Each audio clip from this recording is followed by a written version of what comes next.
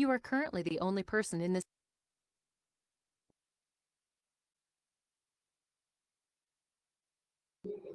Very good अमन।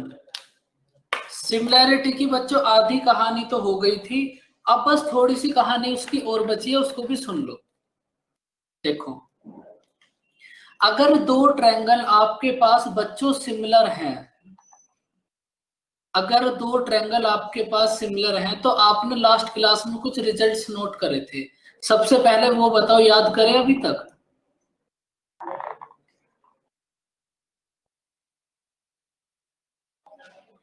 और बच्चों सोते से तो बिल्कुल मत रहो, देखो, क्योंकि मुझे भी आज पूरी नींद आ रही है इस टाइम, तो थोड़ा एक्टिव मोड में रहो।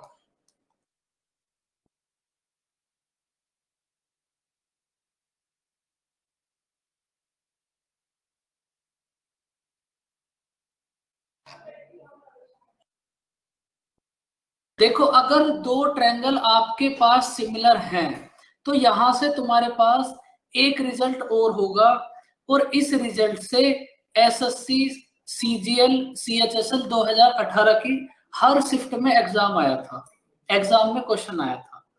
देखो, अगर दो ट्रायंगल हैं आपके पास सिमिलर, तो इन दोनों ट्रायंगल का जो एरिया होगा, बस ये कुछ रिजल्ट है, इनको नोट कर लो। इन दोनों ट्रायंगल का जो एरिया होगा बच्चों, वो आपको क्वेश्चन में जो भी गिवन हो उसके स्क्वायर के इक्वल होगा। आपको क्वेश्चन में जो भी गिवन हो उसके इक्वल के स्क्वायर के इक्वल होगा।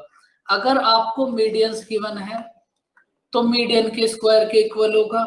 अगर आपको रेडियन गिवन है तो रेडियन के स्क्वायर के इक्वल होगा, सॉरी, सर्कम रेडियस। अगर आपको इन सर्कल के रेडियस गिवन है तो उसके स्क्वायर के इक्वल होगा। एंड सेम अगर आपको एंगल बाइसेक्टर गिवन है तो इसके स्क्वायर के इक्वल होगा।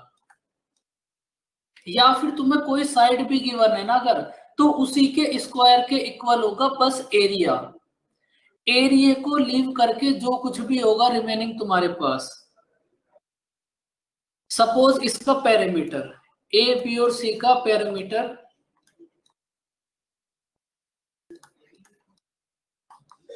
एंड डी, ई, एफ का पैरामीटर, वो जो भी आपको दे रखा है उसी के नॉर्मल रेशियो के इक्वल होगा।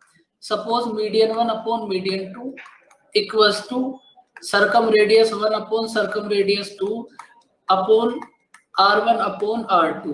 अगर आपके पास है बच्चों एरिया, तो जो भी आपको गिवन है ये उसके स्क्वायर के इक्वल होगा। अगर आपको एरिया को छोड़कर कुछ भी गिवन है तो ये उसके नॉर्मल रेशियो के इक्वल होगा। इसको नोट कर लो।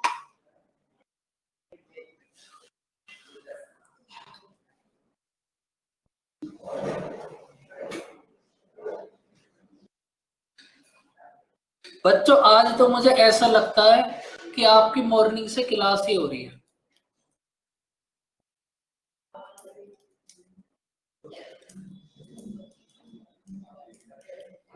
बच्चों जल्दी से इसको नोट करो। अगर दो ट्रायंगल सिमिलर हैं तो कुछ प्रॉपर्टी तो हमने लास्ट क्लास में पढ़ी थी, कुछ प्रॉपर्टी ये है। अगर आपके पास है एरिया, तो आपको जो कुछ भी गिवन है उसके स्क्वायर के इक्वल होगा। अगर एरिया से अलग आपके पास कुछ भी है तो वो उसके नॉर्मल रेशियो के इक्वल होगा। और इस बात को ऐसे ही याद कर लो। 18 वाले क्वेश्चन भी कर लेंगे अभी हम, एग्जाम में क्या क्या आए थे, तब आपको समझ आ जाएगी कहानी।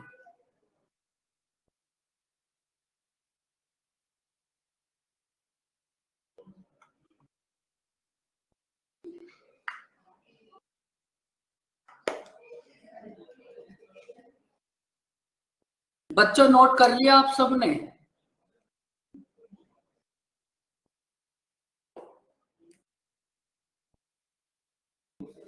बच्चों पहले ये बताओ, पढ़ने का मन नहीं कर रहा क्या तुम्हारा?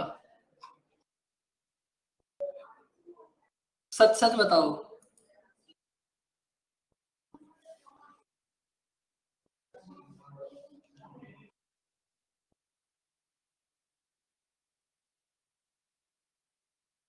देखो अब आप एक बात समझो, बहुत जरूरी बात, मतलब पूरी ज्योमेट्री के अंदर इससे जरूरी कोई बात हो ही नहीं सकती। जैसे आपकी जरूरी बातें रात को 11 बजे के बाद चलती हैं सुबह 5 बजे तक, ऐसे ही ज्योमेट्री की सबसे जरूरी बातें यही हैं जो अब आप अब समझोगे। देखो क्या, ये है आपके पास एक ट्रायंगल,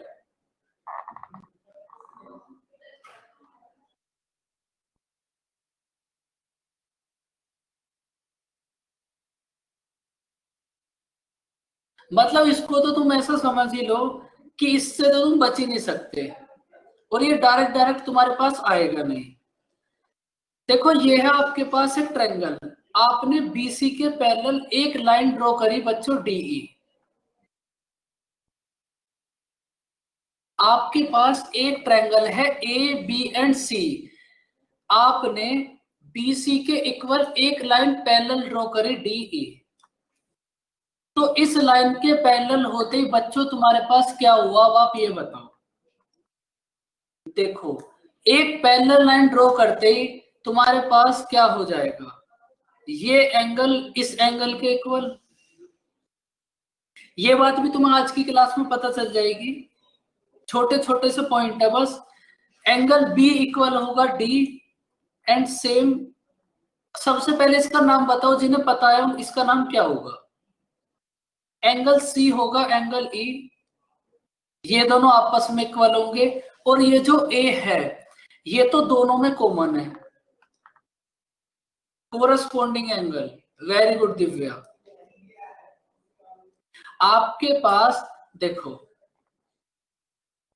अगर ये दोनों लाइन है पैरेलल, एक नॉर्मल सी बात समझ लो, तो ये एंगल इसके इक्वल होगा, इसका नाम क्या होगा, corresponding angle.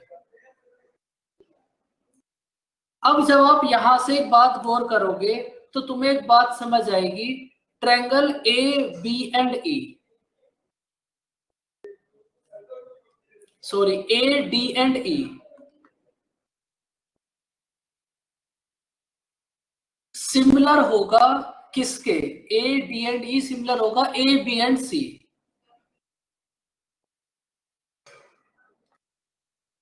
Angle A D and E similar होगा ए बी एंड सी। बच्चों बात समझ आई, अगर कुछ गलत हो तो वो भी बता देना।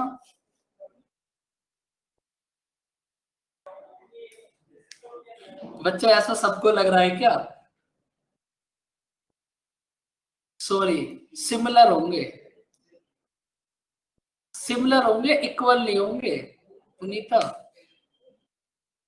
कोई नहीं बच्चों पढ़ लो, कभी कभी हो जाता है।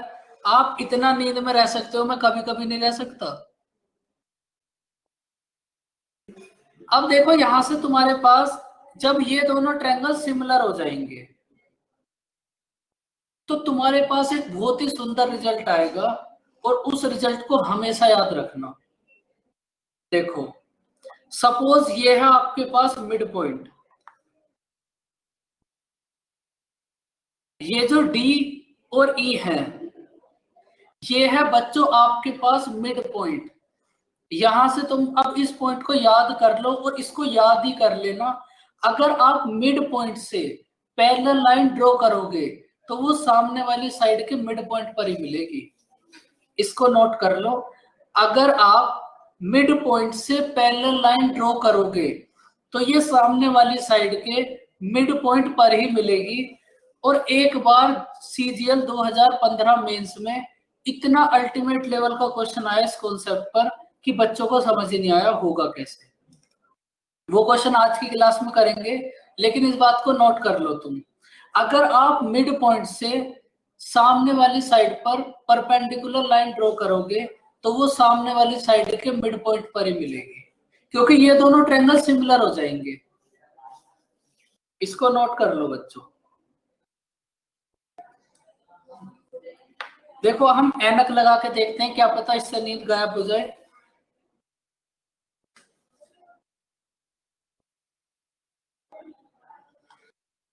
बच्चों पढ़ाई पे फोकस करो, मेहनत में। सीजीएल वालों का तो नींद में भी, सपने में भी 12 अप्रैल दिखाई देना चाहिए। 12 अप्रैल को क्या है बताओ बच्चों? जो थोड़े से बच्चे इंग्लिश मीडियम वाले हैं वो अप्रैल बोल सकते हैं, बाकी हमारे जैसे तो अप्रैल ही बोलेंगे। बताओ 12 अप्रैल को क्या है?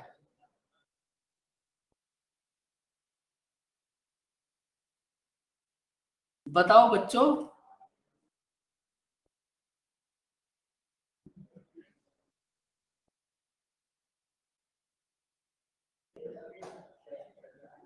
CHSL।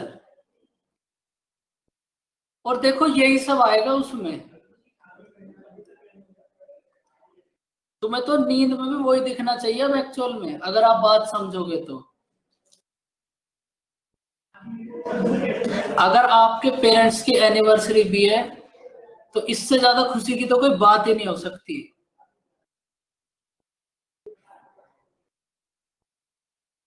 सर हाँ जी। सर 27 को है ना CHSL का एग्जाम। 7 अप्रैल। 12 अप्रैल से स्टार्ट है। अच्छा, और कब तक? ऐसे कैसे एक ही डेट फिक्स तो कि भाई इसी दिन पेपर लगेंगे? तो मुझे एक नहीं दिन में पता कैसे सर, हो मेरा सकते फर्स्ट हैं? टाइम है। एक दिन में कैसे हो जाएंगे 10-20 लाख बच्चों के पेपर? तो सर मुझे नहीं बताना, मेरा फर्स्ट 10-15 दिन तक चलते हैं, 12 से स्टार्ट है। तो बच्चों आप क्या करो, देखो CHSL का एग्जाम इजी ही आएगा, कट ऑफ हाई जा सकती है क्योंकि एग्जाम इजी आएगा। इसीलिए रीजनिंग में तो और मैथ में तुम्हारा एक सिंगल नंबर भी नहीं कटना चाहिए। अगर तुम्हारा रीजनिंग और मैथ में एक सिंगल नंबर भी कटा तो तुम तो वहीं बाहर हो जाओगे रेस से। क्योंकि अगर आपको सिलेक्शन लेना है तो 200 में से 160 तो लाना ही लाना पड़ेगा। और 160 में आपके पास रीजनिंग और मैथ ही दो ऐसे सब्जेक्ट हैं जिसमें तुम 100% स्कोर कर सकते हो। बाकी इंग्लिश में और जीएस में तो तुम कभी भी 100% नहीं कर सकते। इसलिए समझ लो बच्चों। वापस इसमें आ जाओ। मैं कितनी भी नींद में हूं लेकिन तुम नींद में मत रहना। तुम अपनी आंखें खुली रखो। देखो अब ये आओगे आपके पास दोनों ट्रायंगल सिमिलर। सबसे पहले तो आप इस लाइन को नोट करो। ये लाइन तो बच्चों आपने नोट कर ही ली होगी। वॉइस नहीं आ रही, फॉर्म निकलेंगे नवंबर में।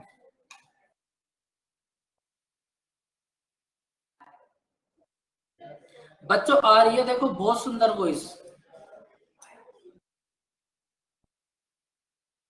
आज नेट ने सच में बहुत दुखी कर रखा है, बहुत ज्यादा। और एडवांस मैथ की क्लास तो मैं इतने दिल से पढ़ाना चाहता हूँ ना, उसी में कुछ ना कुछ दिक्कत होती है। इसीलिए ये क्लास मैंने आज मंडे में रखी थी। लेकिन कोई बात नहीं। अब आ रही है बच्चों आवाज?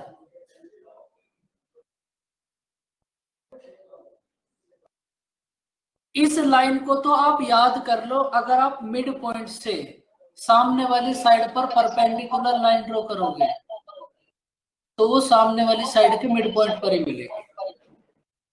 पुनीता म्यूट कर रहा हूं आप। इसके बाद देखो ये जो ट्रायंगल है, एक क्वालिटी तो इसकी ये है। अब इसकी एक क्वालिटी और है, उसको भी नोट करो।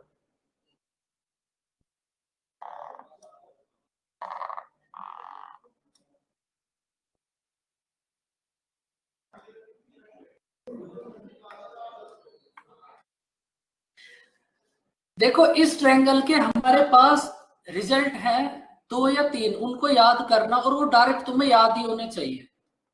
AD/AB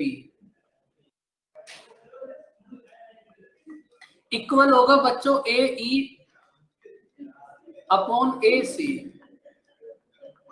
इक्वल होगा DE/BC।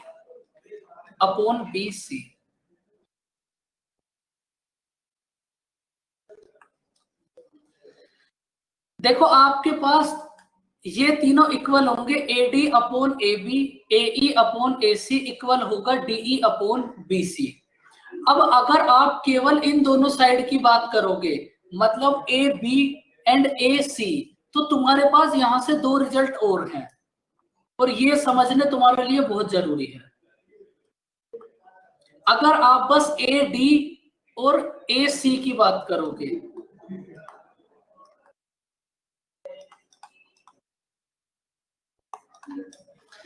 इन दोनों रिजल्ट को नोट करो। फिर यहां से तुम्हें एक बात समझाता हूं कि अगर आप इन दोनों की बात करोगे तब ये दोनों इक्वल होंगे, लेकिन ये थर्ड वाला इक्वल क्यों नहीं होगा, ये बात तुम्हें पता होनी चाहिए इस ट्रायंगल में। बच्चों तुम्हें बात समझ आ रही है कुछ, या फिर चाय वाय पी लो कुछ। यहां से तुम एक बात समझो, अगर आप इन सब की बात करोगे तो AD अपॉन AB इक्वल होगा AE अपॉन AC इक्वल होगा DE अपॉन BC। लेकिन अगर आप बस इनकी बात करोगे तो इन दोनों में एक रिलेशन ये भी होगा, फिर ये रिलेशन इस थर्ड वाले में क्यों नहीं होगा? कोई बच्चा बता सकता है? जो कोई बच्चा बहुत जीनियस हो। भाई ये जो रिलेशन है, ये रिलेशन इन दोनों में ही क्यों होगा, थर्ड वाले में क्यों नहीं होगा? बताओ बच्चों, बताओ जुनेद, मुझे ऐसा पता चला है तुम्हारे जिंदगी में कुछ ज्यादा दर्द है। बोलो विशाल।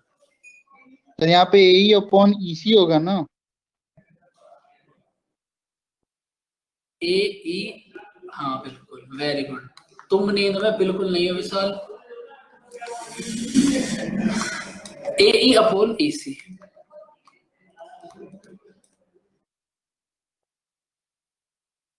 नहीं, अगर हम बस इन दोनों साइड की बात करेंगे ना, तो ये रेशियो और ये रेशियो, ये और ये दोनों इक्वल होंगे। फिर मेरा क्वेश्चन तुमसे इतना है, ये थर्ड वाला इक्वल क्यों नहीं होगा? अब तुम उस बात को समझो। विशाल बताना चाहोगे इस बात को? अब मेरी थोड़ी सी नींद खुलना स्टार्ट हुई है धीरे धीरे।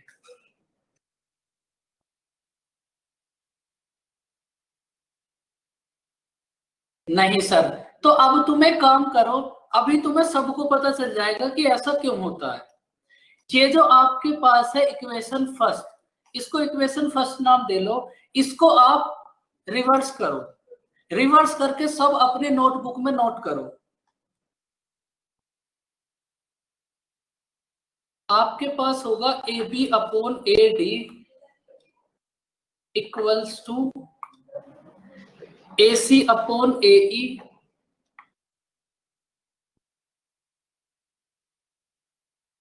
इक्वल्स टू होगा BC अपॉन DE।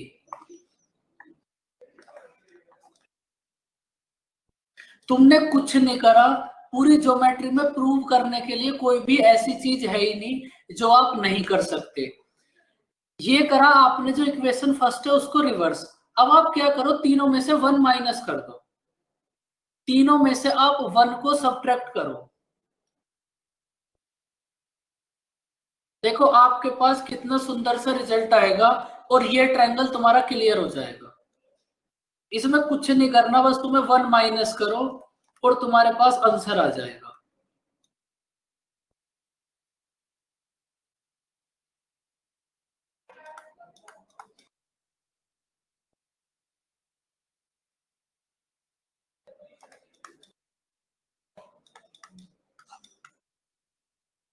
बच्चों यहां तक आपको कोई डाउट? आपने कुछ नहीं करा, इक्वेशन फर्स्ट को रिवर्स करा और उसमें से 1 सब्ट्रैक्ट कर दिया।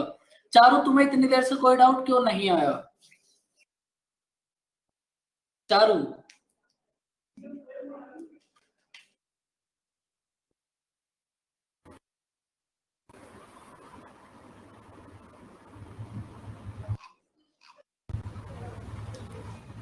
चारू बोलो कुछ। सर हाँ जी। सर मुझे पहली बात तो ये कि दिख ही नहीं रहा आप जो लिख रहे हो स्क्रीन।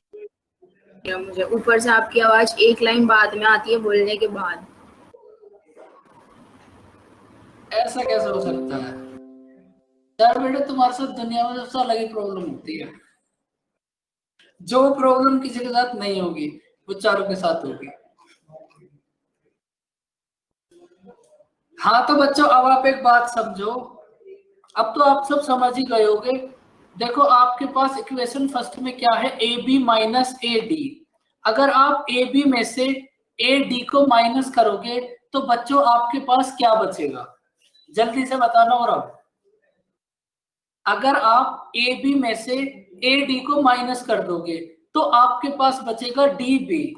तो बच्चों आप इसकी जगह पर लिख सकते हो D B upon A D, D B upon A D. अब सेम आप अगर AC में से AE को सब्ट्रैक्ट कर दोगे, अगर आप AC में से AE को सब्ट्रैक्ट कर दोगे तो बच्चों आप क्या नोट कर सकते हो, EC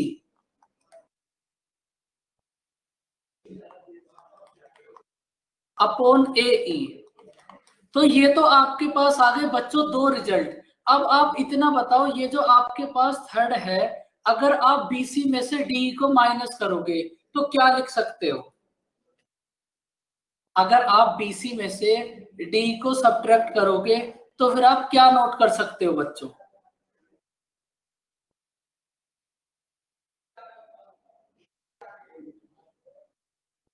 बताओ बच्चों।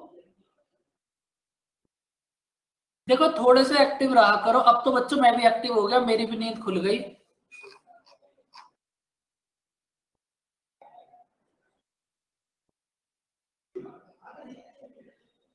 तुम कुछ भी नहीं लिख सकते, तो इसका मतलब ये जो दो रेशियो हैं ये तो इक्वल होंगे।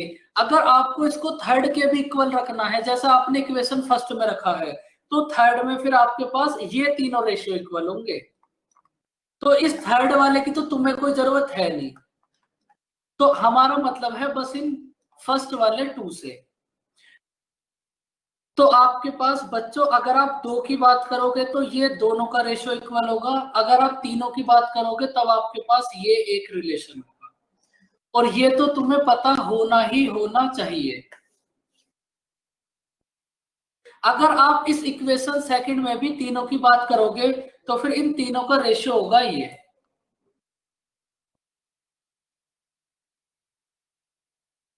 अगर आप इक्वेशन ये जो सेकंड है इसमें भी तीनों की बात करोगे तो फिर ये होगा तुम्हारे पास इक्वल।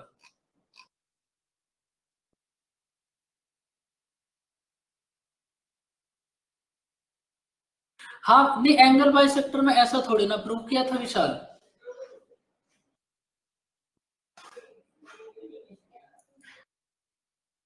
बच्चों आपको ये सर्कल ट्रायंगल समझ आया।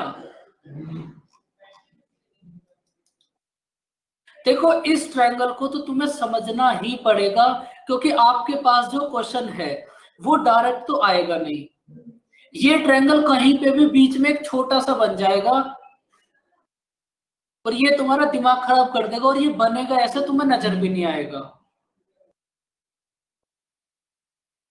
हाँ बिल्कुल, साइड रेशियो वाला वो भी ऐसी था, वो भी इसी टाइप का था। हाँ तो बच्चों अब आप एक बात समझो क्या, मैं क्वेश्चन समझो, उससे क्लियर होंगी तुम्हें बातें। आपके पास एक रोम्बस है ABCD। रोम्बस को थोड़ा छोटा करते हैं। और बच्चों क्वेश्चन समझना, देखो अब मैं क्वेश्चन चित्र यहाँ पर फिगर बना तो सकता नहीं, इसलिए मुझे होती है थोड़ी सी दिक्कत। तो आप भी थोड़ा सा कोऑपरेट करो। अगर मेरे पास कोई ऐसा मेथड होता तो मैं बुक में से उठाकर यहाँ बना देता, लेकिन यहाँ तो मुझे करना ही पड़ेगा ये। तो तुम फिगर को समझने की कोशिश करना। देखो आपके पास है रोम्बस, तो सबसे पहले तो आप थोड़ा सा रोम्बस के बारे में समझ लो।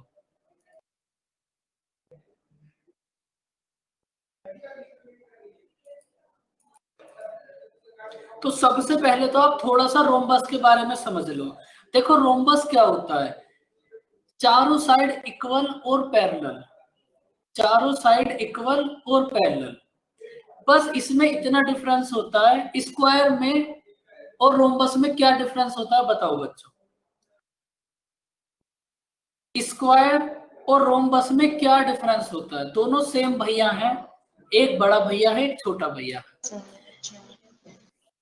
बोलो दिव्या, स्क्वायर और रोम्बस में क्या डिफरेंस होगा?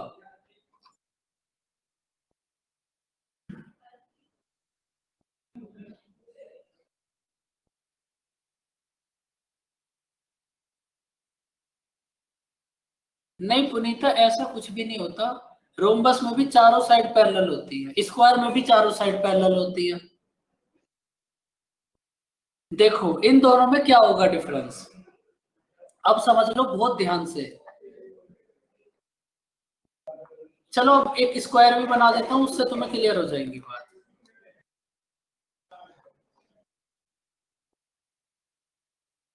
रोम्बस में ये जो एंगल है ना, ये 90 डिग्री नहीं होते, बस इतना डिफरेंस होता है स्क्वायर और रोम्बस में। देखो ये है आपके पास स्क्वायर, ये है आपके पास रोम्बस। स्क्वायर और रोम्बस में मेजर इतना ही डिफरेंस है, स्क्वायर के ये चारों एंगल 90 डिग्री होते हैं और रोम्बस के ये चारों एंगल, फिलहाल तो इतना समझ लो, ये दोनों लाइन पैरेलल हैं। अगर ये एंगल होगा 60 तो ये एंगल कितना होगा 120, क्योंकि ये जो पैरेलल लाइन के इंटीरियर एंगल का सम होता है 180 डिग्री। तो यहां तो बस तुम इतना ही समझ लो, स्क्वायर के चारों एंगल होंगे 90 डिग्री, लेकिन रोम्बस के चारों एंगल 90 डिग्री नहीं होंगे। और भाई ये कौन आया नमस्ते करता हुआ, हाथ जोड़ता हुआ, ये भी बता दो कोई।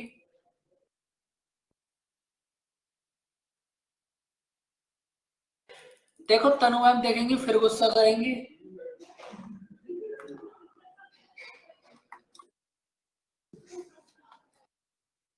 बिना मतलब पूरी क्लास का मूड खराब करने की कोशिश ना करे कोई भी, लेकिन इसका आज के बाद नहीं होगा। एक सेकंड रुको।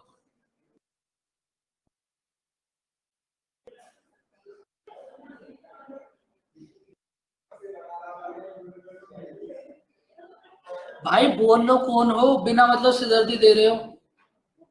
आप सबकी अटेंडेंस नोट होती है, तो वहां पर सबका नाम लिखा जाता है।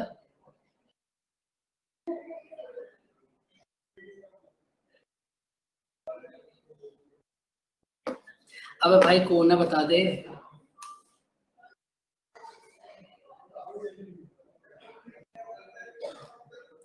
वो अजीब बच्चे हैं, पूरी दुनिया में सबसे ज्यादा अजीब बच्चे हैं। अबे भाई तेरा नाम होगा कुछ।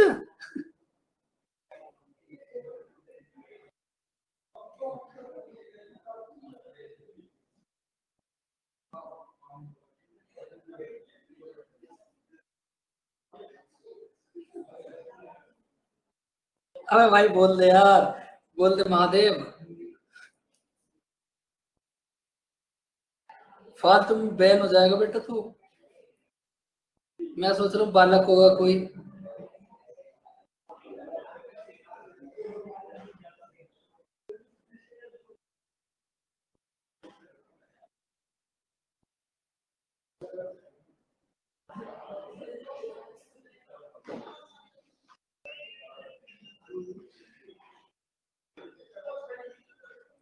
हम तुझे बेटा रूम बस नहीं समझाएंगे। अबे भाई बोल दे यार, क्यों फालतू में सिरदर्दी दे रहे हो।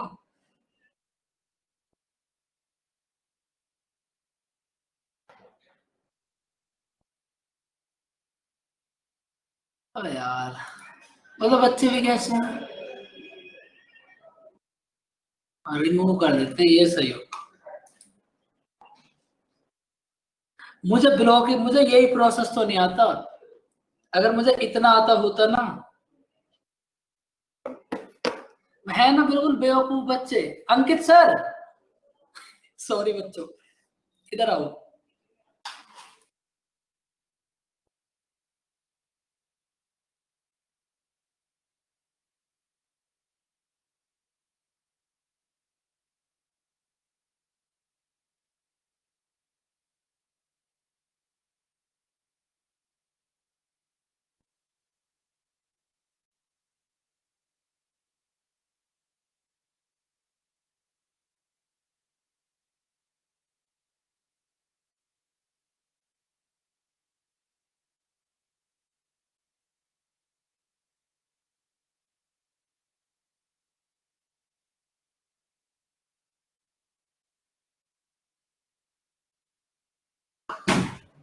हाँ तो बच्चों, बच्चे बिल्कुल उस्ताद हो रहे हैं, पढ़ना लिखना है नहीं, समोसे का ठेला लगाना है बस इन्हें, और कुछ करना नहीं है, या फिर ई रिक्शा चलाएंगे। और ये ज्यादातर लड़के ही होते हैं वैसे, लड़के तो बेचारे शरीफ होती हैं, जैसे चारू को देख लो आप सब। हाँ तो बच्चों, ये है आपके पास एक रोम्बस। चलो अब क्वेश्चन समझ लो। ये जो P है ना, ये है बच्चों मिड पॉइंट।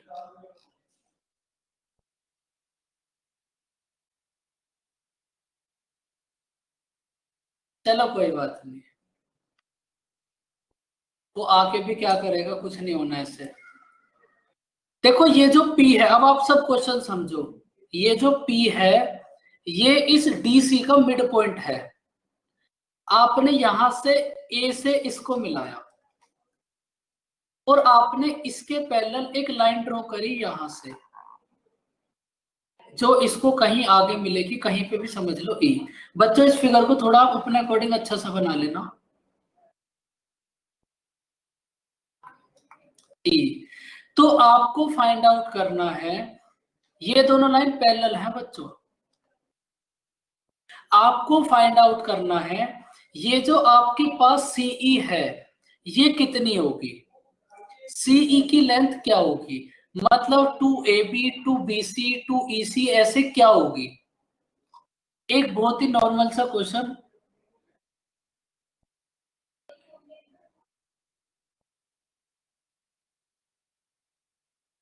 नहीं, आप अपनी मर्जी से तो कहां पे भी मिलाओ, पॉइंट तो अलग है उनके,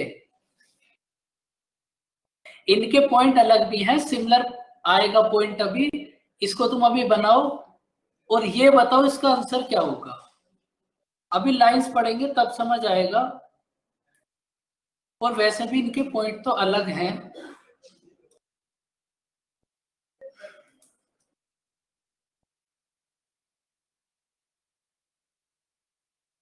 आपका एक नॉर्मल सा क्वेश्चन ये है मेरा, पैरेलल लाइन, बस ये जो आपके पास ये दोनों लाइन है ये पैरेलल है, तो आपको बताना है कि CE कितनी होगी। एक बार कंप्लीट क्वेश्चन ही देख लेते हैं, गलत ना हो। तब तक आप सब ट्राई करो, क्वेश्चन तो वैसे सही है 90% तो।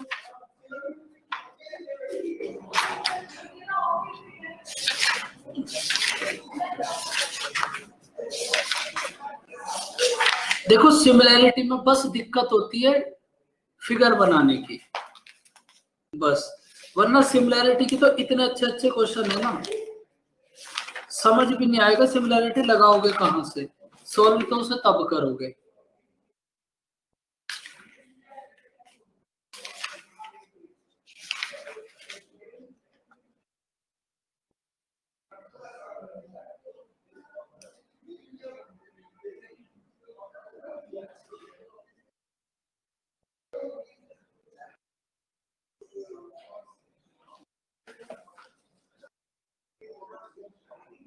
हाँ बच्चों यही है, चलो इस फिगर को सही कर लेंगे, मैं बता दूंगा तुम्हें, इतनी सिरदर्दी मत लो,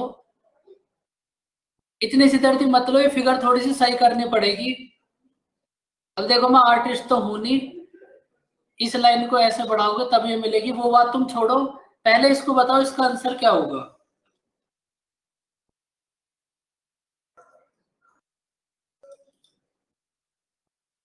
कितनी सुंदर फिगर बनाई है, ये नहीं देख रहे तुम, गहराई पे नहीं जा रहे बात की।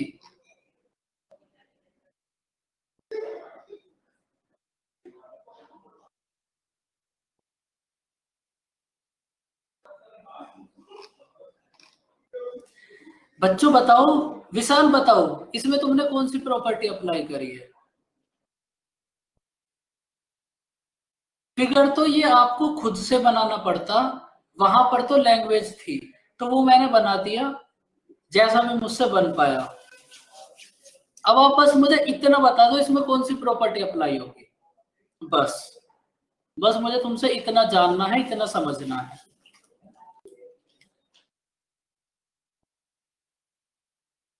और बच्चों पैरेलल लाइन तो ये भी होती है, ये भी तो मिलती है, ये भी तो पैरेलल लाइन है। अभी यहां से आगे ऐसे चली जाएगी, ऐसे चली जाएगी, इसलिए इस बात की इतनी सी दर्द बिल्कुल मत लो। अब मुझे ये बताओ इसमें कौन सी थ्योरम अप्लाई होगी, बताओ विशाल।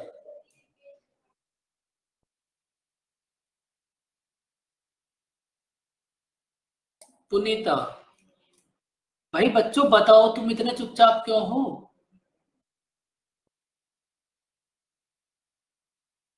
देखो इसमें तुम्हारा कोई भी थ्योरम अप्लाई नहीं होगी, यहां से तुम्हें बस एक बात समझनी है, और वो बात तुम समझो क्या। अगर आप मिड पॉइंट से पैरेलल लाइन ड्रॉ करोगे तो वो सामने वाली साइड के मिड पॉइंट पर मिलेगी, इसका मतलब ये दोनों भी इक्वल है। अगर आप मिड पॉइंट से पैरेलल लाइन ड्रॉ करोगे, क्योंकि ये है रोम्बस, अपोजिट साइड पैरेलल होंगी, तो वो सामने वाली साइड के मिड पॉइंट पर मिलेगी, मिड पॉइंट पर मिलेगी तो ये और ये दोनों इक्वल होगा, तो सीई कितना होगा, इसको आप कुछ भी समझ लो, एफ नाम दे लो, 2CF।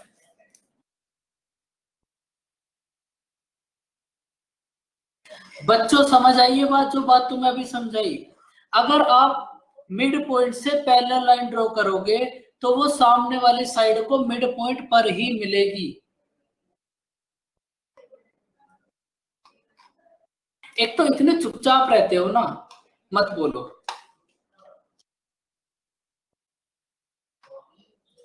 बोलोगे नहीं तो फिर कुछ समझ ही नहीं आएगा। एक लाइन अभी तुम्हें 10 बार बताई थी, अगर आप मिड पॉइंट से पैरेलल लाइन ड्रॉ करोगे तो वो सामने वाली साइड को मिड पॉइंट पर मिलेगी, तो इसमें वही थ्योरम अप्लाई हुई है बस। बिल्कुल फिगर पे मत जाओ, देखो फिगर तो ऐसी हो ही जाती है थोड़ी बहुत, आप बात समझो जो आपको समझनी है, आप फोकस अपनी बात पे करो। अगर आप मिड पॉइंट से, भाई पी है आपके पास मिड पॉइंट, अगर आप पी से पैरेलल लाइन ड्रॉ करोगे तो ये सबसे पहले मिली है आपको ई पर, ए। अगर आप मिड पॉइंट से पैरेलल लाइन ड्रॉ करोगे तो ये सामने वाली साइड को मिड पॉइंट पर मिलेगी, इसका मतलब ए जो है वो मिड पॉइंट है। यहां तक समझ आई बच्चों? ए मिड पॉइंट कैसे, एक बात 20 बार मैंने तुम्हें बता दी, अगर मिड पॉइंट से पैरेलल लाइन ड्रॉ करोगे सामने वाली साइड को मिड पॉइंट पर मिलेगी। तो सर इसमें सामने वाली साइड कौन सी है? सीडी के सामने तो ए भी है ना? नहीं, ये वाली साइड, ये ए से मिली है ना, ये फिगर असलियत में ऐसे बनता, देखो। अभी रुको बच्चों, अभी तुम्हारे दर्द दूर करता हूं, और जिन बच्चों को ये थ्योरम ही समझ नहीं आई वो इसको 4 बार पढ़ो। अगर मैं देखो देख के भी बनाऊंगा ना फिर भी मुझसे तो ऐसे ही बनेगा। हाँ तो अब देख लो तुम।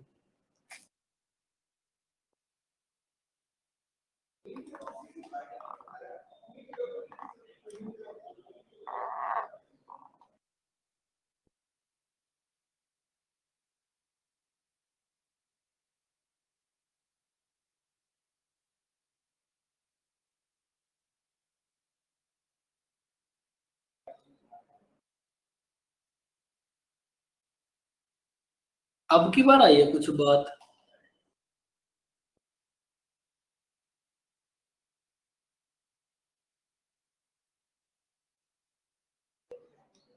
बच्चों पहले ये बताओ ये वाला फिगर कैसा है, सारी बातें बाद में, पहले ये बताओ ये कैसा था।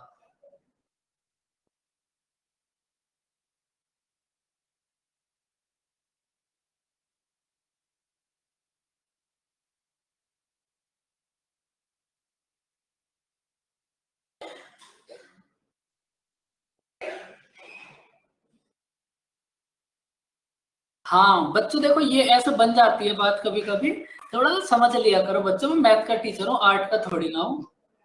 थोड़ी बहुत पैरेलल लाइन तो अपने आप से भी कर लिया करो।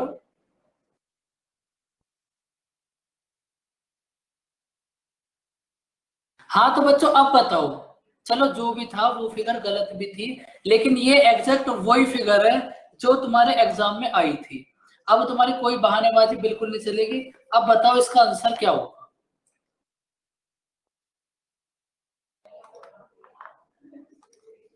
बताओ बच्चों।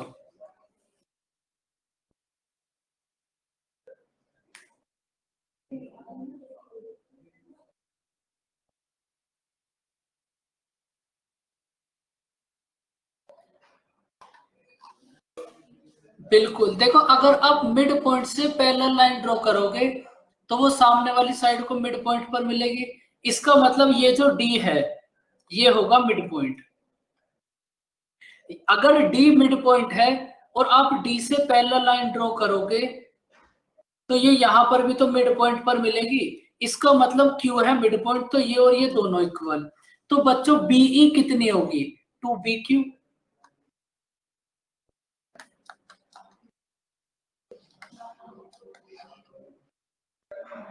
बात समझ आई बच्चों?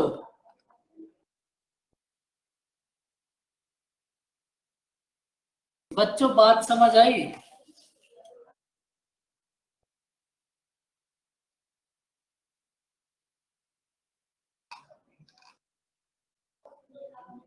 बाकी मैं कुछ देखता हूँ और कुछ मिस तो नहीं हो गया।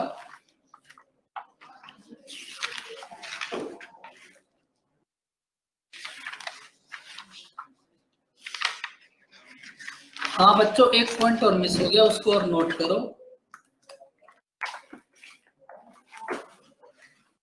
एक पॉइंट और है। देखो ये जो लाइन है ना, अभी नेक्स्ट टॉपिक आएगा, समझ आ जाएंगी। डी मिड पॉइंट है ए ई का।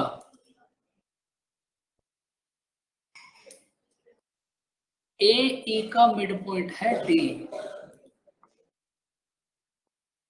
बच्चों आप सिमिलैरिटी का एक पॉइंट और नोट करो, वो मिस हो गया।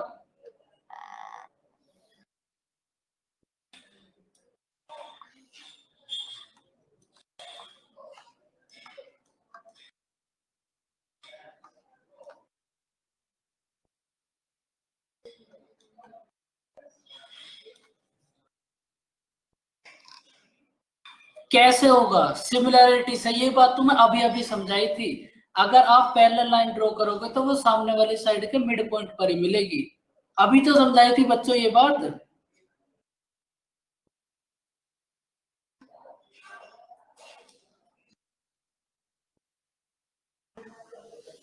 पैरेलल लाइन देखो ड्रॉ करने में कुछ गड़बड़ हो सकती है, लेकिन कॉन्सेप्ट में कुछ गड़बड़ नहीं हो सकती, इतना समझ लो आप।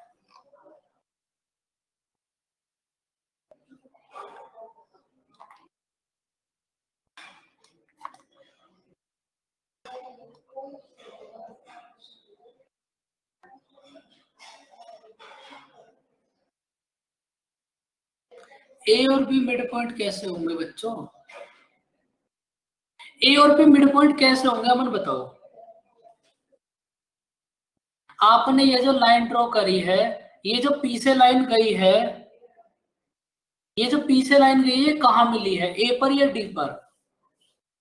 तब तक बाकी सब बच्चे इसको नोट करो भाई।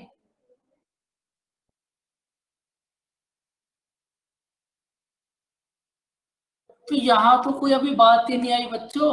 ये तो आपके पास नेक्स्ट पॉइंट है, वो तो खत्म हो गया अब। ये तो आपके पास सिमिलैरिटी का एक रिजल्ट है।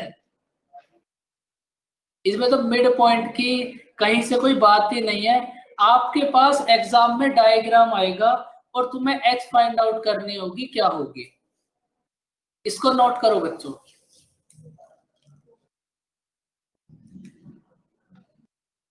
देखो अब जो समझने वाली चीजें हैं बहुत सारी, वो आएंगी तुम्हारे पास सर्कल में। ये तो याद करने वाली चीजें याद ही करनी पड़ेंगी। बच्चों नोट कर लिया इसको?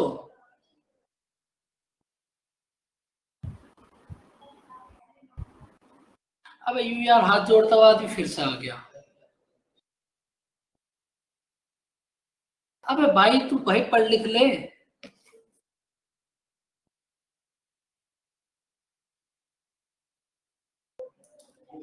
हाथ ही जोड़ने की आदत होगी बच्चों को, जिंदगी में क्या करेंगे। चलो तुम पढ़ो, इसको नोट करो बच्चों।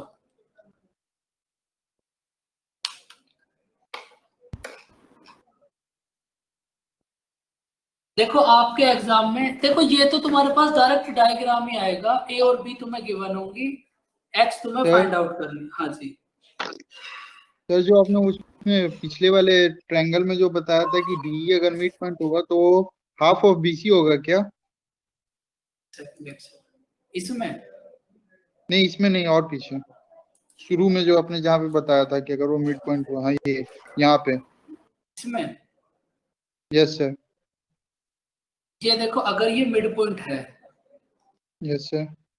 और आप यहां से पैरेलल लाइन ड्रॉ करोगे तो वो सामने वाली साइड को मिड पॉइंट पर ही मिलेगा, सर क्योंकि वो ये तो ठीक दोनों। है, मतलब कि इसमें जो डी लेंथ होगा वो हाफ ऑफ बीसी होगा क्या? हाँ, डीई हाफ ऑफ बीसी होगा, क्योंकि इन सब का रेशियो हो जाएगा 1 1 1 1। जब ये सिमिलैरिटी यस लगाओगे तो डीई हो जाएगा आपके पास बीसी अपॉन 2। Yes sir. जब आप इस सब में आपने सिमिलैरिटी अप्लाई करी होगी तो आपके पास आएगा 1:2 1:2 और इक्वल्स टू ये जो दो साइड है। Yes sir. बच्चों अब आप एक क्वेश्चन करो।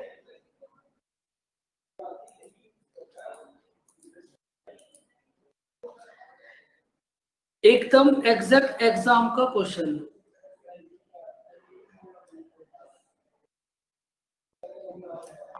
ये है आपके पास 12,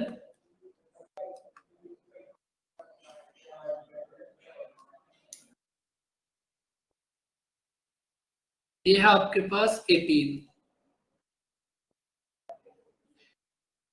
एंड ये है आपके पास 6। तो आप ये बताओ h कितनी होगी, आपको फाइंड आउट करनी है h।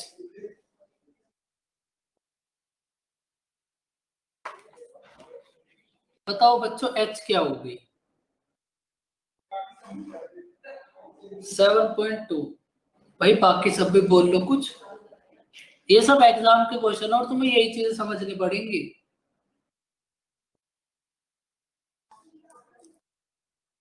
आपने ऐसे ही तो करा होगा, 12 मल्टीप्लाई 18 अपॉन 12 प्लस 18 30।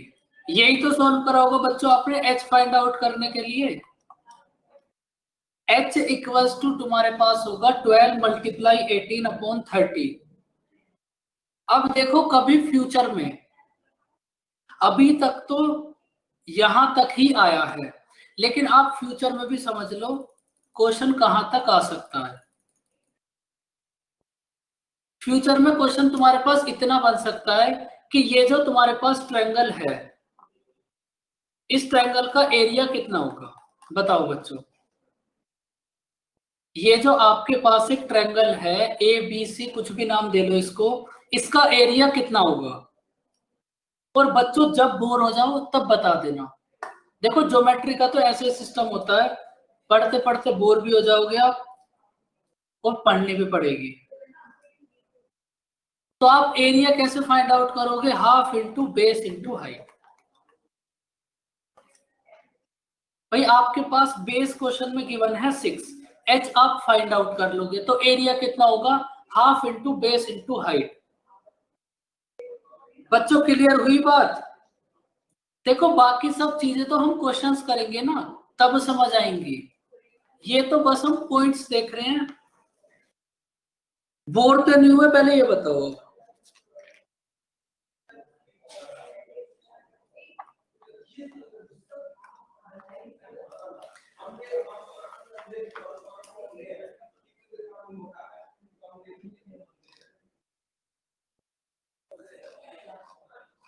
बेटा आज की देखो, आपकी एक वीक में एक क्लास है एडवांस मैथ की, उसको भी ऐसे पढ़ोगे तो कैसे काम चलेगा? आज के लिए बस। चलो कोई नहीं, फिर एक दो क्वेश्चन कर लो।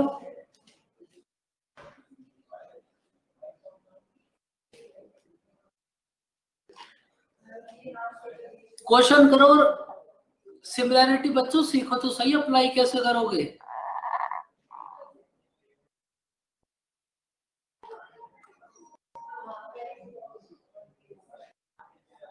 देखो फिर पूरे वीक क्लास नहीं होगी, थोड़ी देर की बात और है, ये कंप्लीट हो जाएगा, इसके बाद लाइन, सर्कल, ज्योमेट्री खत्म। देखो बच्चों, अब मैं देखो फिगर बना रहा हूं, बहुत सुंदर फिगर।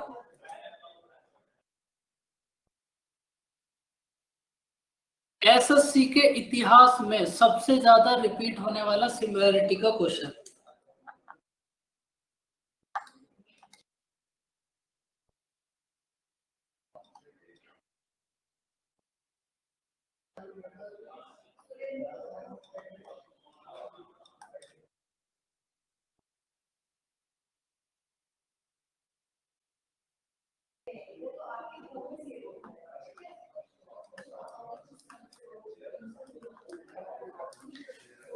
बच्चों तुम्हारी किसी दिन ज्योमेट्री और अलजेब्रा की क्लास होगी, क्योंकि अगर आपका अप्रैल में एग्जाम है तो आप ये समझो मैक्सिमम दिसंबर तक आपका कोर्स कंप्लीट होना चाहिए, तभी आप एग्जाम में कुछ कर सकते हो। और तुम्हारे से ज्यादा फोकस मेरा इस बात पे है, क्योंकि कुछ बच्चे ऐसे हैं जिनकी जॉब लग सकती है, तो उन बेचारों की तो लगे।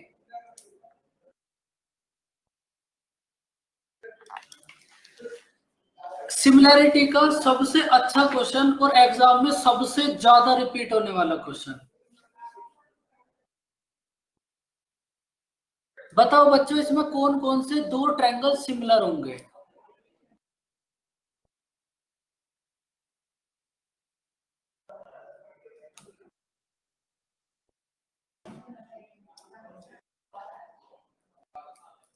बताओ बच्चों।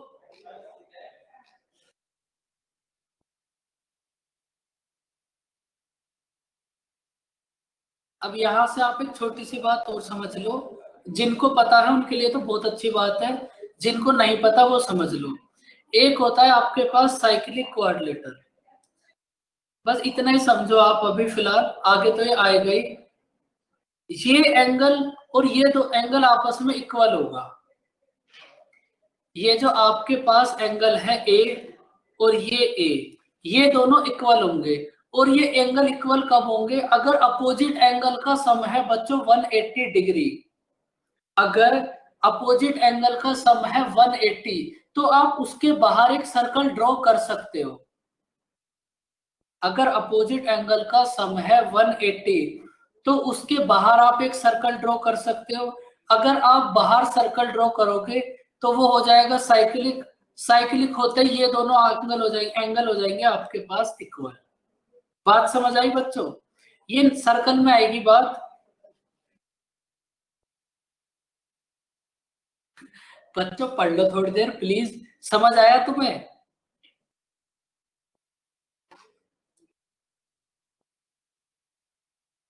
अगर अपोजिट एंगल का सम होगा 180, तब आप उसके बाहर एक सर्कल ड्रॉ कर सकते हो। और सर्कल ड्रॉ होते ही वो हो जाएगा साइक्लिक। साइक्लिक होते ही ये दोनों जो ए एंगल है ये दोनों हो जाएंगे इक्वल। अब आप सेम सिमिलैरिटी यहां अप्लाई करो। देखो आपके पास अपोजिट एंगल का सम है 180, इसका मतलब आप इसके बाहर एक सर्कल ड्रॉ कर सकते हो।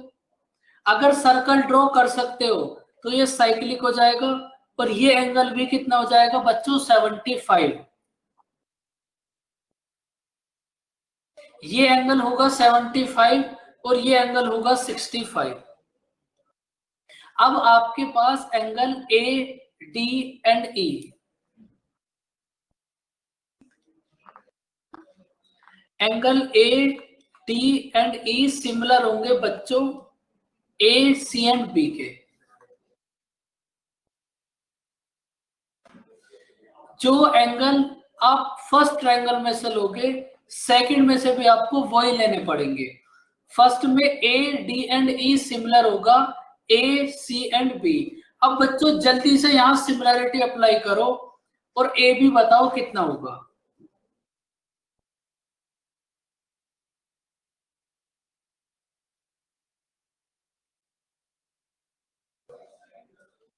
बताओ बच्चों। देखो थोड़े दिन तक तो तुम सिमिलरिटी ऐसे ही अप्लाई करो, इसको लिखकर।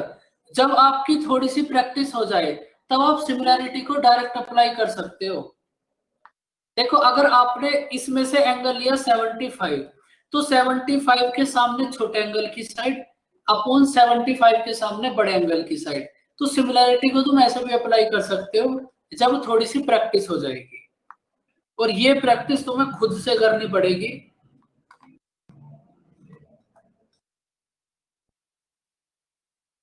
ज्योमेट्री में तो सीधी एक चीज है, ये जो आपको समझा दिया जाएगा इससे बाहर आएगा कुछ नहीं, लेकिन ये समझना तुम्हें ही पड़ेगा।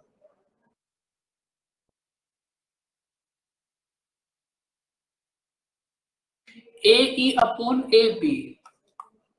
अब देखो क्वेश्चन में आपको फाइंड आउट करनी है बच्चों ए बी, तो इसका मतलब एक तो आपको ए ई लेनी ही पड़ेगी, ए बी तुम्हें फाइंड आउट करनी है। ए ई गिवन है बच्चों तुम्हें 10, उसके बाद तुम्हें क्या गिवन है बच्चों डी ई 2 और बी सी 3,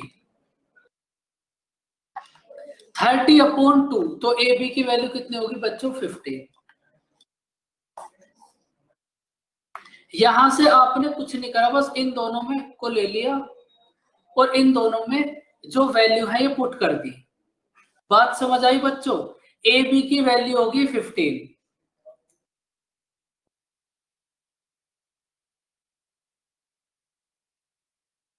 बच्चों समझ आई बात?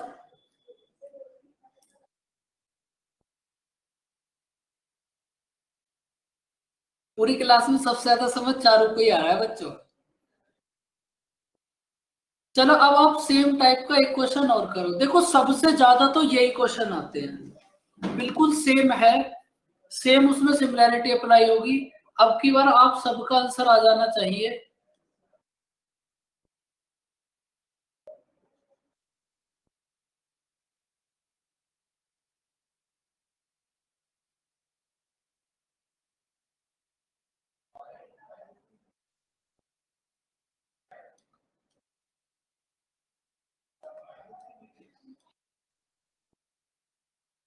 क्या गिवन है बच्चों?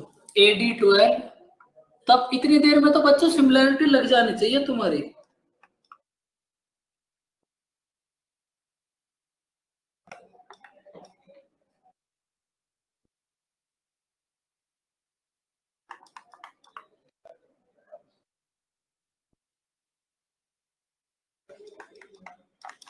ये सब प्रीवियस ईयर के क्वेश्चन है, सेम क्वेश्चन है। सबसे पहले आप ये बताओ कौन से दो ट्रायंगल सिमिलर होंगे, कौन से दो ट्रायंगल सिमिलर होंगे?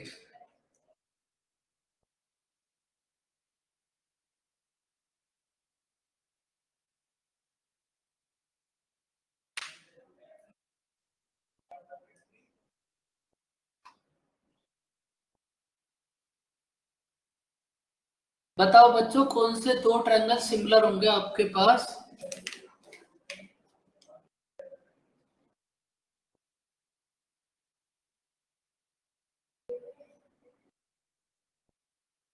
भाई बोलो कुछ। चलो बच्चों ये लास्ट क्वेश्चन है, अब तो बोल लो कम से कम, कौन से दो ट्रायंगल सिमिलर होंगे?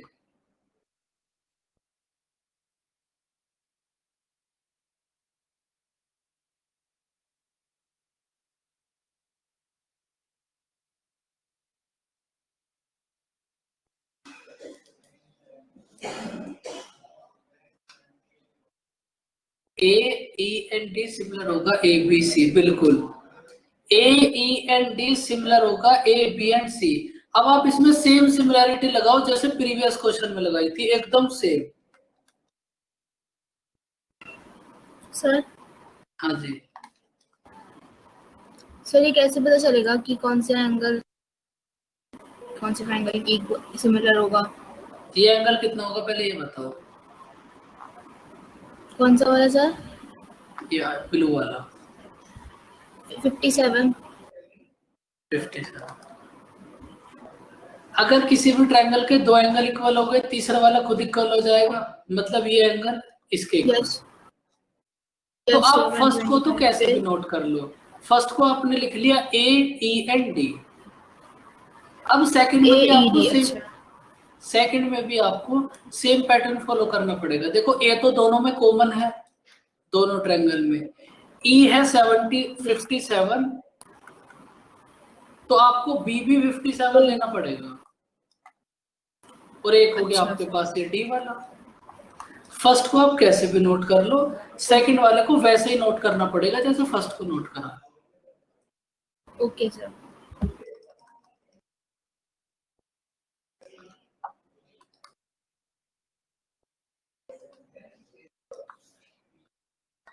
तो बच्चों अब तो बता दो आंसर कितना होगा। ए ई अपॉन ए बी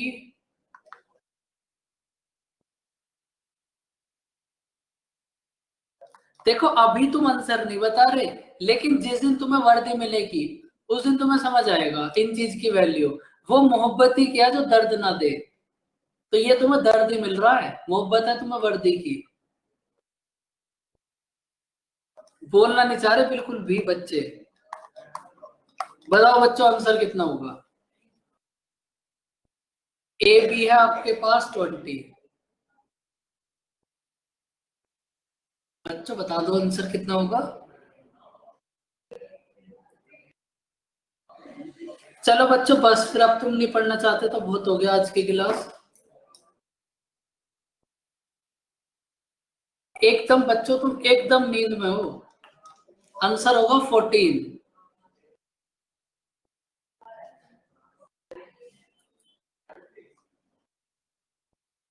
अब आप देख लो, थोड़ा सा देख लो तुम सीजीएल में और सीएचएसएल में किस टाइप के क्वेश्चन आए थे। हाँ तो अब देखो आपके पास दो ट्रायंगल हैं बच्चों, ए बी एंड सी।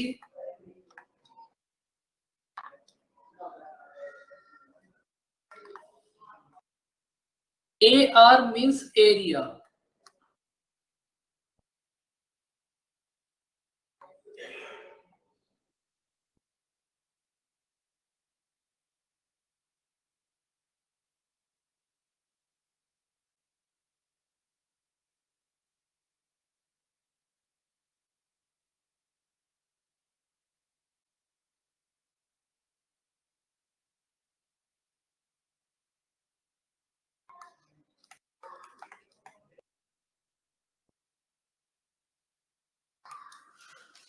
आपके पास 2018 सीजीएल सीएचएसएल की हर शिफ्ट में ऐसा क्वेश्चन आया था।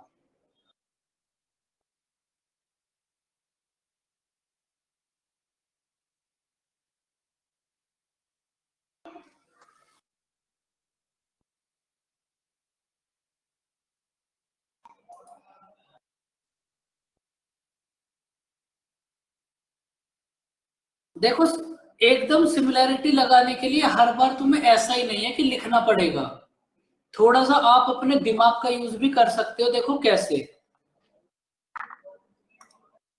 देखो ये जो अगर आपको ट्रायंगल का एरिया गिवन है तो जो भी साइड आपके पास लेफ्ट हैंड साइड में होंगी उनके स्क्वायर के इक्वल होगा ये। अगर आप स्क्वायर को हटाओगे तो यहाँ कितना हो जाएगा 3/2 इक्वल्स टू। अब देखो आपको फाइंड आउट करनी है पी आर, तो फर्स्ट ट्रायंगल में से लेनी पड़ेगी तुम्हें एसी 12/PR। तो पी आर कितना होगा 8। बच्चों समझ आई बात या नहीं आई। एक्चुअल में तो तुम्हें इतनी देर लगनी चाहिए और इतनी देर भी नहीं लगेगी अगर प्रैक्टिस करोगे तो।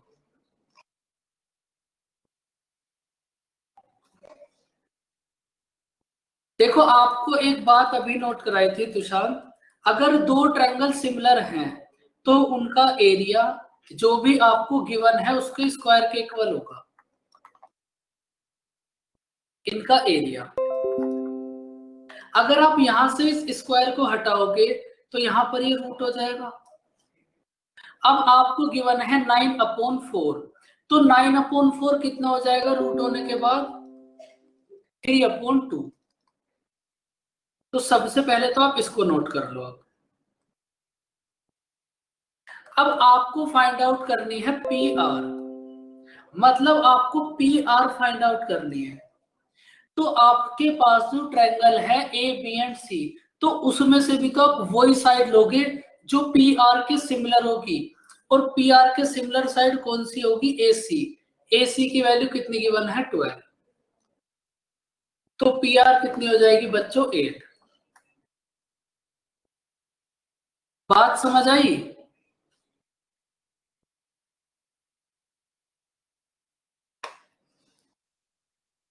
पी आर होगी बच्चों आपके पास 8।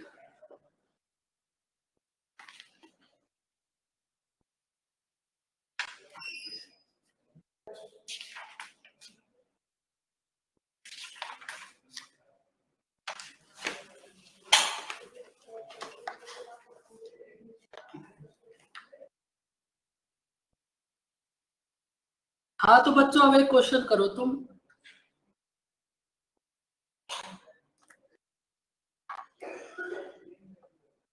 ये बच्चों एरिया है, मैं फिर से एरिया लिखना भूल गया।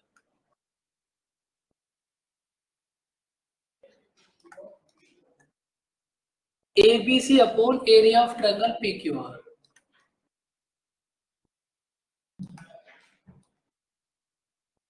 आपको गिवन है 4/25। AB की वैल्यू गिवन है बच्चों 12,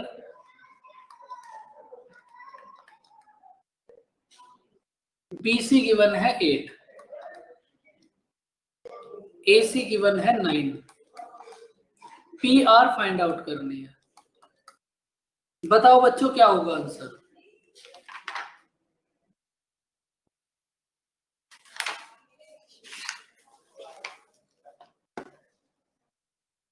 टू अपॉन 25, वहां से PR चाहिए तो वहां से AC ले लो 9। 2/5 इक्वल्स टू 9/x। 45/2 कितना होगा, 22/0.5। समझ आई कुछ बात?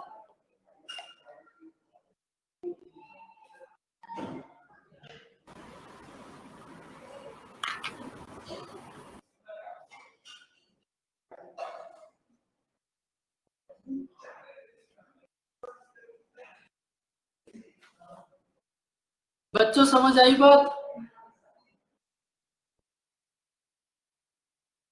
उसके बाद देखो आप,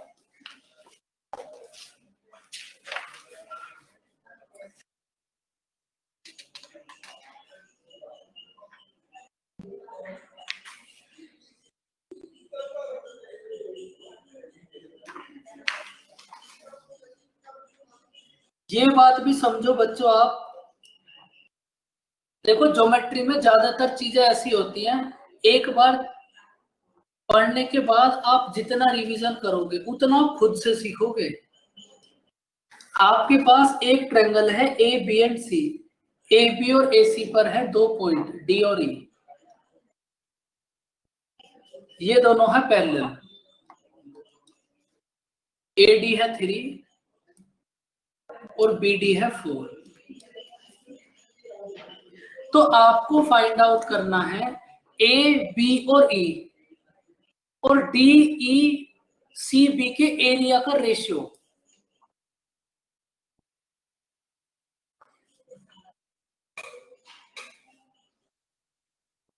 सिंपल सी बात है, आपको A, D और E और इसके इन दोनों के जो एरिया का रेशियो होगा आपको वो फाइंड आउट करना है। 9/7। पक्की बात विशाल? हाँ तो बच्चों बताओ सब।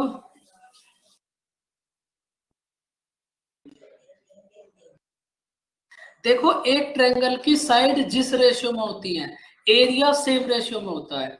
देखो आपके पास ये जो छोटा ट्रायंगल है, इसकी साइड है 3, तो इसका एरिया कितना होगा, 9। आपके पास साइड है 3 तो एरिया कितना होगा, 9।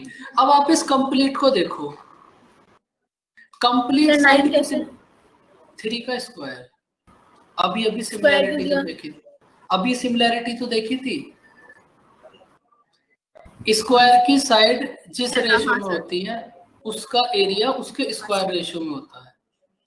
समझ आएगा, धीरे धीरे समझो सब कुछ। अब आप एक बात समझो, आपके पास ये कंप्लीट कितना होगा 7। इसका मतलब इस कंप्लीट ए बी और सी का रेशियो एरिया कितना होगा 7 का स्क्वायर 49। कंप्लीट ए बी और सी का एरिया होगा 49। इसमें से 9 है ए ई और डी, तो ये नीचे वाला कितना होगा बच्चों 40। अब आपको इसमें से किसी का भी एरिया का रेशियो फाइंड आउट करना हो, उसी का आंसर आ जाएगा आपके पास। इन दोनों का होगा 9/40। अगर आपके पास इसका और इसका पूछता डी ई सी बी और ए बी सी का, तो 40 और 49 होता।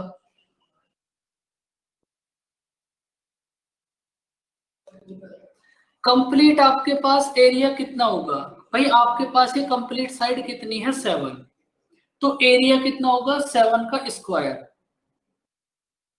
49। इस 49 में से 9 तो हो गया आपके पास ये ए डी और ई, तो ये नीचे वाला कितना बचेगा 40।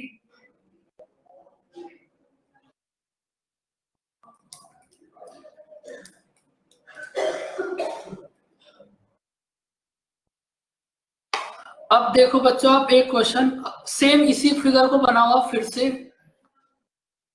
मैं तो चलो इसी को सही कर देता हूं थोड़ा सा, आप तो बाकी आप सब अलग अलग बनाओ।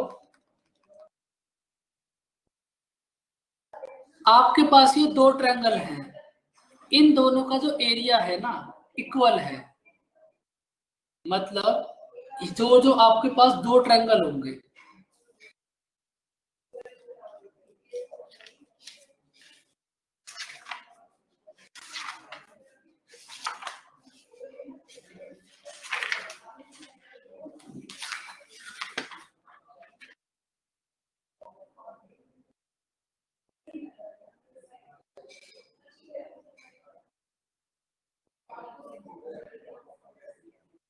हाँ ये जो लाइन है डीई, इसको ये दो इक्वल रेशियो में डिवाइड करती है। मतलब जितना एरिया ऊपर का होगा उतना ही एरिया नीचे का होगा। तो आपको फाइंड आउट करना है, अगर आपने एक लाइन ड्रॉ करी ए से डी और ये डीई को मिलती है के पर, तो ए के और के डी का रेशियो क्या होगा। बच्चों क्वेश्चन समझ आया? ये थोड़ा बढ़िया सा क्वेश्चन है एकदम इजी सा। समझ आया क्वेश्चन? आपके पास ए बी और सी एक ट्रायंगल है, फिर से समझ लो, ए बी और सी एक ट्रायंगल है, इसमें डी आपने एक लाइन ड्रॉ करी जो बी सी के पैरेलल है। ये एरिया को 1:1 में डिवाइड करती है।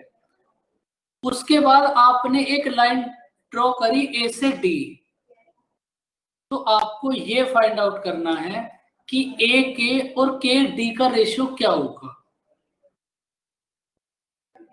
बताओ बच्चों, इनके एरिया का रेशियो है 1 और 1।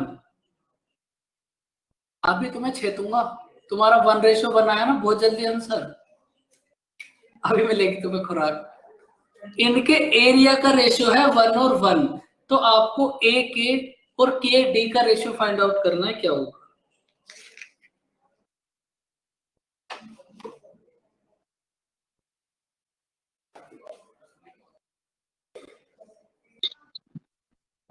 सर एडीई और डीई सीबी का रेशियो 1:1 है ना?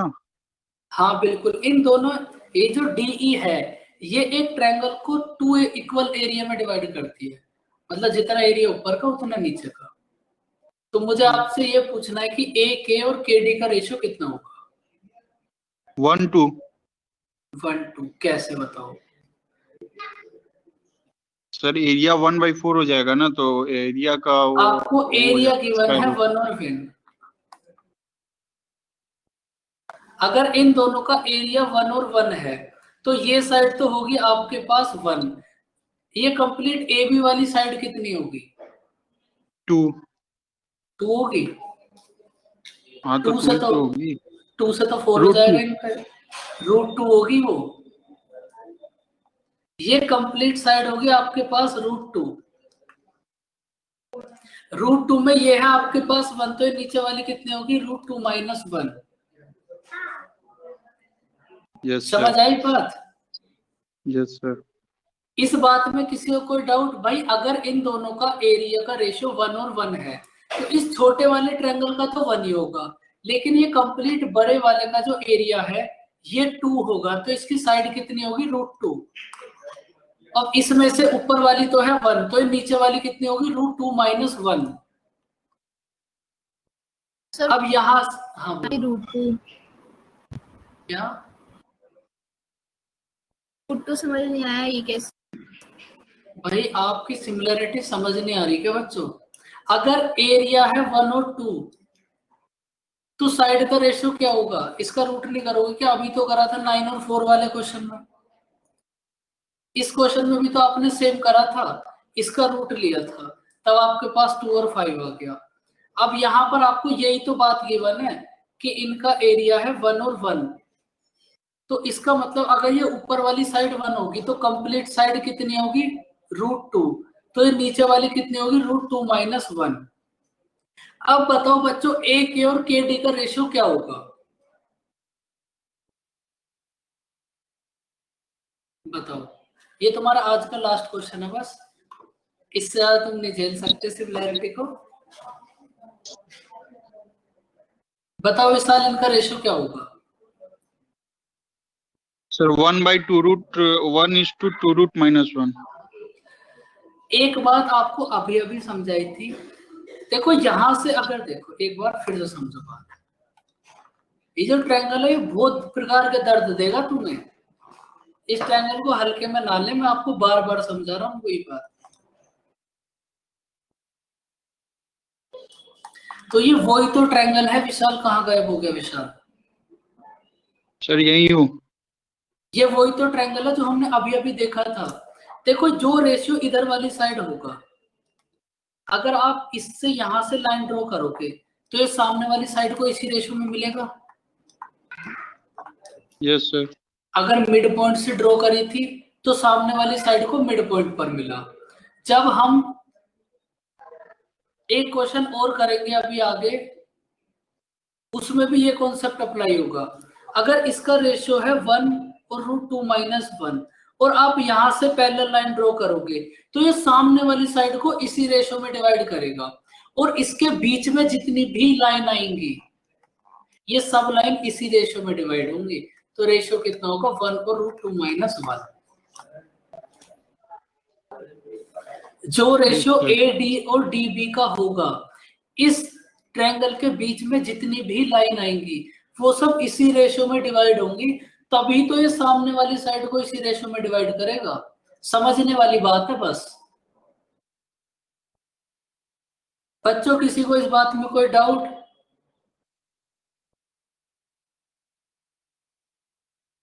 देखो आपने यहां से ये रेशियो लिया, ये सामने वाली साइड को इसी रेशियो में डिवाइड करेगा। इसका मतलब इनडायरेक्ट तरीके से क्या है? बीच में जितनी भी लाइन आएंगी वो सब इसी रेशियो में डिवाइड होंगी, तभी तो ये जो सामने वाली लाइन है ये इसको इस रेशियो में डिवाइड करेगी। भाई ये इसी रेशियो में डिवाइड करती जाएगी आगे तक, तभी तो ये ई पर मिलेगी और सेम रेशियो में डिवाइड करेगी। बात थोड़ी गहराई से सोचने वाली है बस। तो इनका रेशियो कितना होगा? 1 और √2 - 1।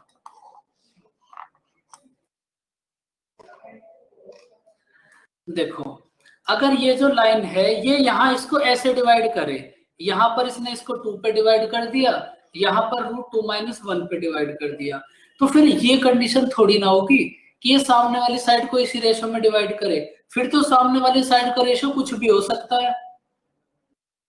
लेकिन ये कंडीशन तो अभी हमने प्रूव करी थी कि जो रेशियो इधर वाली साइड होगा वो सेम रेशियो इधर होगा, मतलब बीच में जो भी लाइन आएंगी वो सेम रेशियो में डिवाइड होंगी, चाहे वो लाइन कुछ भी हो, चाहे वो कोई भी लाइन हो, एल्टीट्यूड, मीडियन, कुछ भी हो, वो सेम रेशियो में डिवाइड होगी। बच्चों कहानी समझ गए?